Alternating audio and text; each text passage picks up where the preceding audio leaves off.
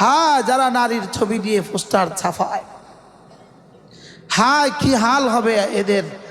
ওই এক নারীর ছবি দেখা কত কোটি মানুষ গুনাহ করছে। এই কোটি মানুষের যেই পরিমাণ গুনাহ হবে, ওই নারীর ছবিওয়ালা নারীর এই পরিমাণ গুনাহ। রব বলেন, আমি তোমাকে স্বামী কেন বানালাম, আমি তোমাকে বাসি কেন বানালাম, আমি তোমাকে চোখওয়ালা কেন বানালাম, আমি তোমাকে কানওয়ালা কেন বানালাম?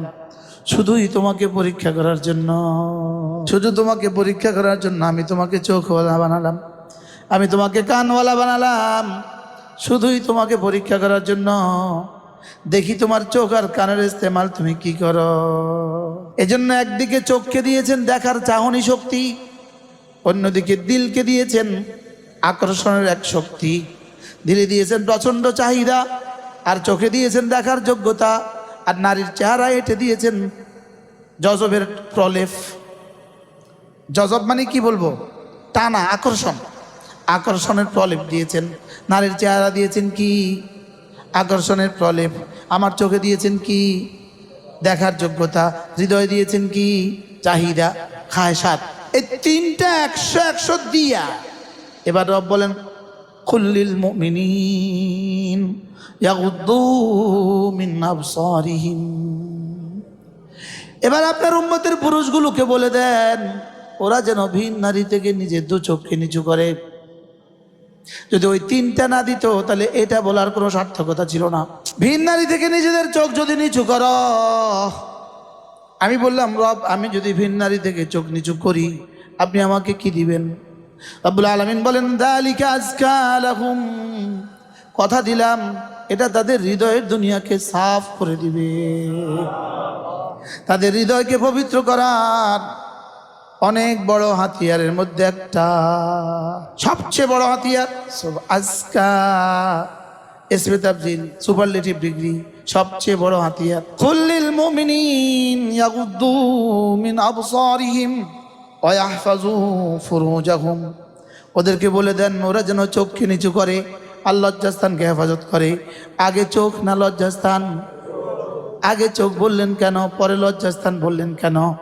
কারণ গদ্দে বাসার হেফাজতে ফরজের জমেন। অর্থ কি? চোখ নিচু করলে তোমার লজ্জাস্থান মাহফুজ থাকবে, এটা লজ্জাস্থান মাহফুজ রাখার জিম্মাদার। চোখ নিচু করা লজ্জাস্থানকে হেফাজতের প্রধান হাতিয়ার। হাকিমুল উম্মত মুজাদ্দিদ মিল্লাত আশ-শাওয়ানা ওয়াল্লাহু মারকাদা, তিনি বলেন কোন মানুষটার নামাজ কত সুন্দর। তিনি বলেন যে নামাজের বাইরে যার চোখ যত সুন্দর, নামাজের ভিতরে তার দিল তত সুন্দর। করাচির হযরত রহমতুল্লাহ আলাইহি বলতেন, বান্দা যখন এই চোখ নিচু করে তখন এই রব যেন জিজ্ঞেস করে, জিবরিল দেখো তো কি করছে। জিবরিল ফেরেশতা কি বলে, আল্লাহ ও না চোখ নিচু করছে ভিন নারী থেকে। রব জিজ্ঞেস করে কেন? জিবরিল বলে, আল্লাহ আপনার ভালোবাসা, আপনার রহমতের আশায়, আপনার আযাবের ভয়ে। এবার রব্বুল আলামিন বলেন, যাও তাকে আমি দুটো পুরস্কার দিয়ে দিব, দুটো পুরস্কার। এক নম্বরে পুরস্কার দিব দুনিয়াতে হালাওয়াতাল ঈমান, ঈমানের মজা তাকে দিয়ে দিব। ভিন নারীর দিকে তাকাইলে এমনি লাভ কি হবে বলেন? লাভ কি হবে বলেন? এবার নিচু করলে কি লাভ? এক নাম্বার, আচ্ছা ঈমানের মজা নসিব হয়ে গেলে কেমন হবে? সব ইবাদত মজা লাগে। আর ইবাদতে মজা যার যেমন, ইবাদতে মজা যার যেমন, জান্নাতে আল্লাহ তাআলাকে দেখার মজা তার তেমন। এজন্য ভিন নারী থেকে চোখ নিচু করলে এক নম্বর পুরস্কার হালাওয়াতে ঈমান দিবে। দুই নম্বর পুরস্কার রব্বে কারীম জান্নাতে তার দিদার নসিব করবে। তুমি আমার জন্য, কারসাল্লাহ বলেন, তু মেরে লিয়ে, তুমি আমার জন্য হালাওয়াতে বাসারত কো কুরবানি কি, তুমি আমার জন্য চোখের মিষ্টিটাকে জলাঞ্জলি দিয়েছ, যাও আমি তোমাকে আমার দিদারের মিষ্টি দিয়ে দিব। এবার বলুন তো এলো কত গেল কত? এবার বলেন গেল কত এলো কত? যায় নাই কিছুই, এসে গেছে সব। বলেন কি বলছি বলেন? আচ্ছা ভিন নারীর দিকে না তাকালে আমার কি গেছে? হ্যাঁ, ভিন নারীর দিকে না তাকালে আমার কি গেছে বলেন? এবার আসছে কি?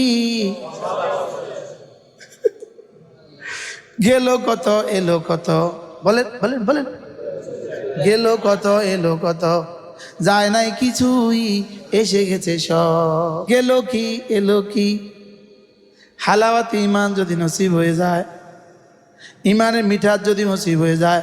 হযরত বেলাল ইমানের মিঠাস কেমন নসিব হয়েছিল? কুল্লিল মুমিনিন, করাচি হযরত রহমতুল্লাহ আলাইহি আজীব কথা বলেন। এখানে আল্লাহ তাআলা এভাবে বলেন নাই, ইয়া আইয়ুহাল্লাযীনা আমানু গাদ্দু আবসারাকুম, হে মুমিনরা তোমরা চোখ নিচু করো, এভাবে বলেন নাই। করাচি হযরত আজীব বলেন। আচ্ছা আল্লাহ এভাবে বললেন না কেন? কুল দিয়ে বললেন কেন? আপনি বলে দেন। হযরত বলেন যে আল্লাহ তাআলার বান্দারা যাদেরকে এতটা ভালোবেসে বানিয়েছে, রব যাকে এতটা ভালোবাসেন, সে ভিন্নারের দিকে চোখ তুলবে, এটা আল্লাহর কইতেও ভাল লাগে না।